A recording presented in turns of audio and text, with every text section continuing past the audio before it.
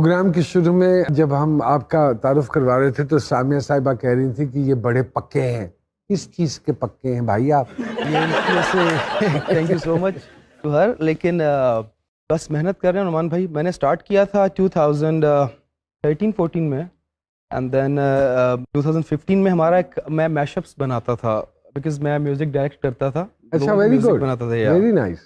सो एक दिन ऐसे ही कुछ सोचा कि यार कुछ खुद भी करते हैं, खुद गा सकते हैं। तो वहाँ पे हमारे शोज चल रहे थे नसीबो लाल जी के। तो मैंने उनको फर्स्ट टाइम सुना जब लाइव, तो मैंने कहा ये बहुत अच्छा गाती हैं, इनके साथ कुछ बनाया जाए।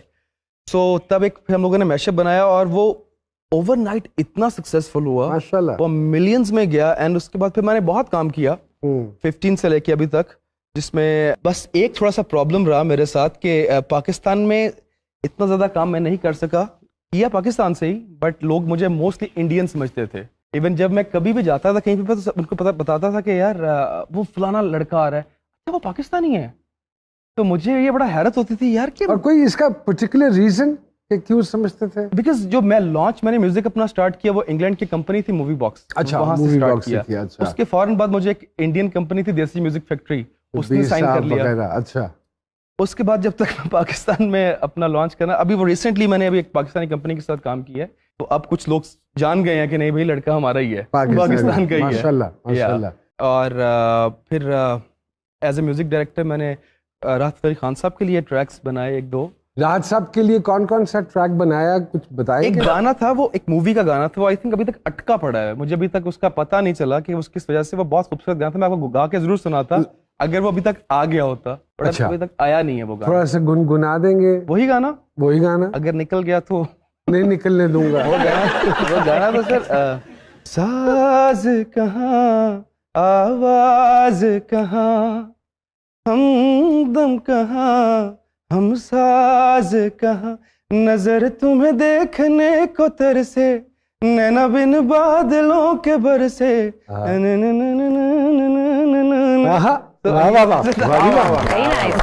हो जाता है जी इस तरह इश्क आपको बहुत जल्दी? नहीं, जल्दी नहीं होता, टाइम लेते बड़ा देर पा होता है। और देर पा होता है, फिर वो सच्चे वाला होता है प्रॉब्लम। और आपने इश्क के ऊपर ये गाना भी गा छोड़ा।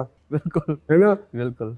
तो अगर मैं कहूँ 4 बोल उसके भी सुनाएं। अभी मैंने एक वो रिसेंटली गाना गाया, वो इसी बारे में था जो मैं फील कर रहा था।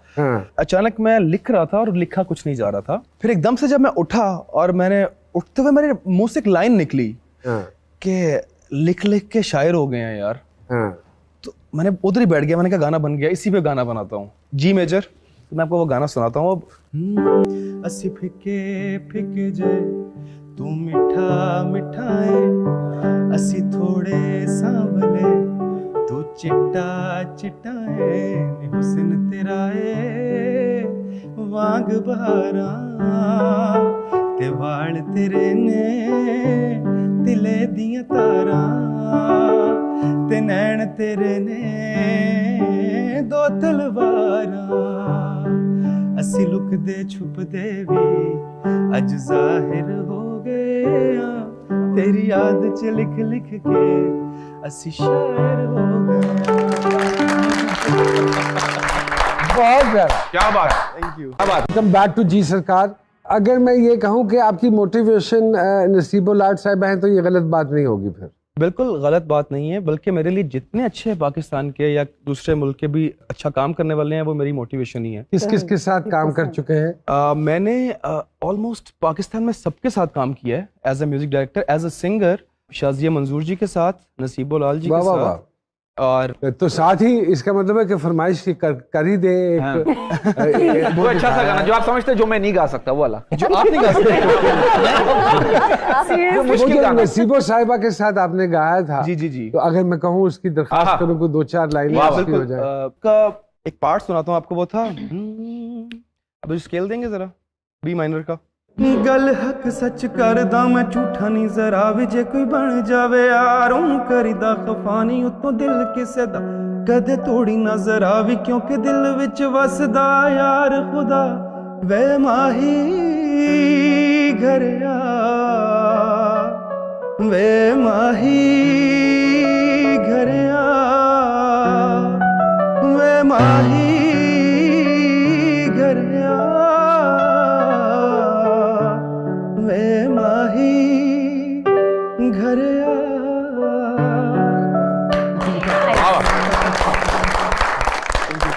माशाल्लाह माशाल्लाह। अभी जैसे आलिया साहिबा से हम पूछ रहे थे, उस्ताद का होना जिंदगी में बहुत जरूरी है, तो इस तरह कोई उस्ताद गुजरे आपकी जिंदगी में?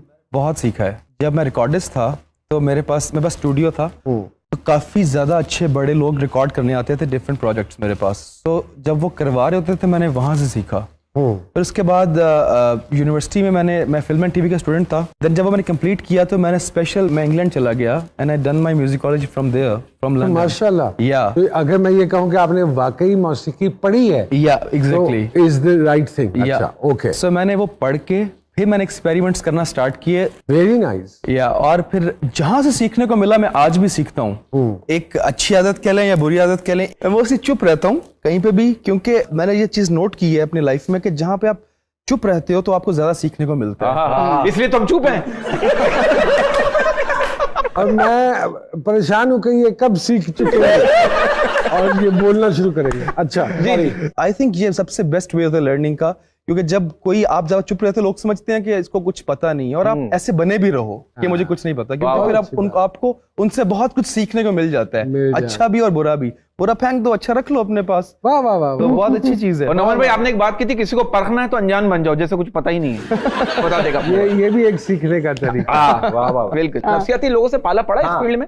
एक्चुअली नफसियाती मुझे लगता है कि लोग इस वजह से हो जाते हैं बिकॉज काम ज्यादा उनके मुताबिक चीजें नहीं हो रही होती। मैंने देखा मैडम, कुछ लोग नफसियात की किताब पढ़ते पढ़ते ना बंद कर देते हैं, कहते हैं आधी से ज्यादा निशानियां तो मुझ में ही है, रख देते हैं, नहीं पढ़ पाते हैं। नहीं, इतने नफसियात की हमारी फील्ड में हमने देखा है। तो कह रही है, हमारे एक डाकिया भाई हैं और वो किसी ना किसी का पैगाम लेकर आते हैं सरमद साहब, और फिर हमारी कोशिश होती है कि वो हमारे प्रोग्राम में पढ़ के सुनाए और हमारे प्रोग्राम की वसादत से वो मैसेज वहां पहुंचे जहां उसको पहुंचना है। तो अगर आपकी इजाजत हो तो मैं बुलाऊं? प्लीज जी आइए डाकिया साहब।